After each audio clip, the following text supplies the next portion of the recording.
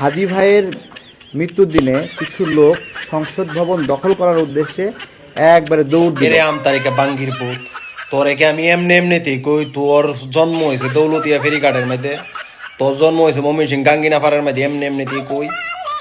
আরে বাঙ্গির পোলা মানুষ গেছে না জানাজা পড়ার লাগি, এই নাও নাহি কস তুই সংসদ ভবন দখল করতে গেছে। হ্যাঁ, তুই নিজে তো গেছস না, এটার যন্ত্রণায় বাংলাদেশের মানুষ সহ্য করতে পারতেছে না। বাংলাদেশের মধ্যে তো কোনো ফেতনা বাস, কোন দালালের ঘরের দালাল, তাই এটা হচ্ছে তুই আম তারিখা। তো চলিয়ে শুরু করতে হ্যাঁ। আল্লাহ না করুক বলতেছি, যদি বিএনপি ক্ষমতায় আসে তাহলে আপনাদের বাক স্বাধীনতা আবারও নষ্ট হয়ে যাবে, আবার স্বাধীনভাবে কিছুই বলতে পারবেন না।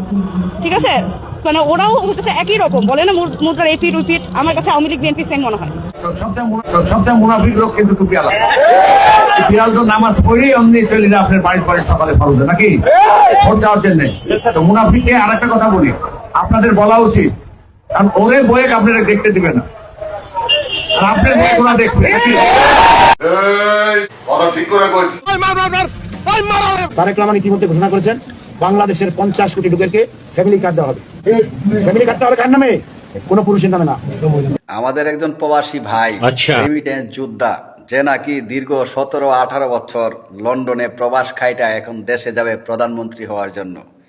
এবার বুঝেন ভাইয়া কত টাকা কামাইছেন বিদেশে থাইকা, দেশে যাইয়া 50 কোটি পরিবারকে ফ্যামিলি কার্ড দিবে। আমরা জানি বিগত স্বৈরশাসক শেখ হাসিনার আমলে এদেশে একজন কুখ্যাত গায়িকা ছিল, সে বলছিল আমি এক রাতে দু রাতে ইউরোপ যাইয়া 10,000 20,000 ইউরো কামাই নিয়ে আসি।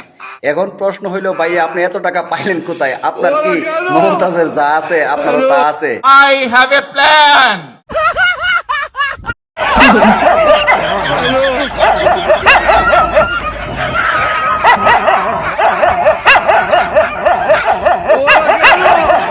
আমি আজকে বলে গেলাম ভোট যদি ফ্রি অ্যান্ড ফেয়ার হয় 3-8-40 240টি সিট বিএনপি, তারেক রহমানের নেতৃত্বে বিএনপি জোট পাবে। আমি বলে গেলাম কথাটা সুস্পষ্ট, আবারও বলছি আমি 240টি সিট পাবে। বিএনপি যেভাবে উঠতেছে আমি উঠছিলাম ঠিক এভাবে ক্লাস 9-এর বছর, আর তার ফল হচ্ছে এটা। কি করে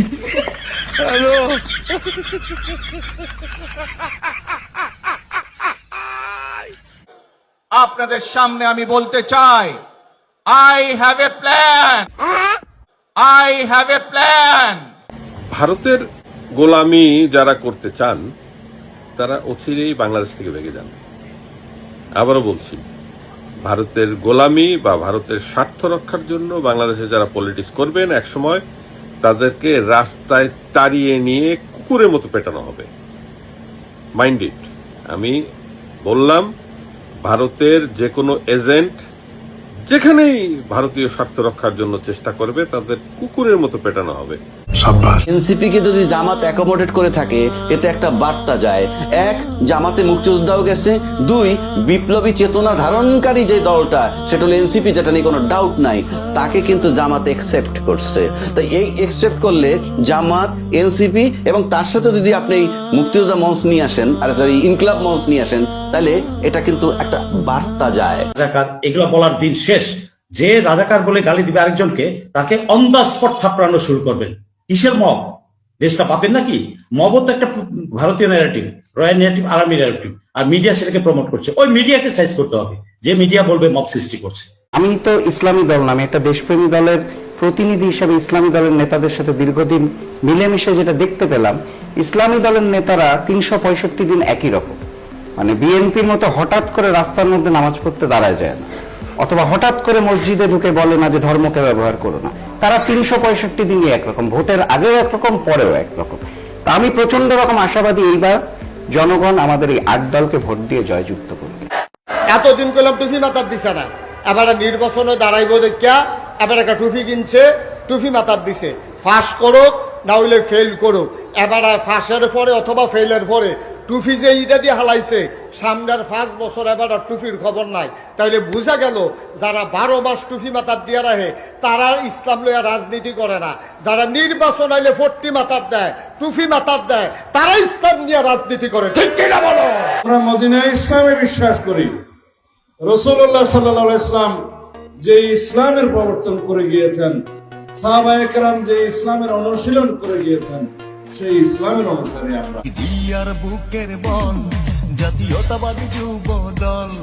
দেখেন একদম আমরা মদিনায় ইসলামে বিশ্বাস করি, আমরা মদিনায় ইসলামে বিশ্বাস করি, আমরা মদিনায় ইসলামে বিশ্বাস করি, আমরা মদিনায় ইসলামে বিশ্বাস করি।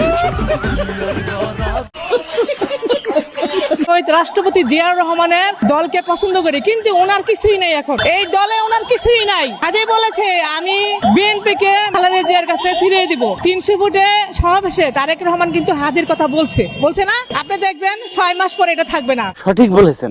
5ই আগস্ট ছাত্র জনতার গণঅভ্যুত্থানের মধ্য দিয়ে তারেক রহমানের নেতৃত্বে আমরা সেই ফ্যাসিস্টকে বিতাড়িত করতে সক্ষম হয়েছি।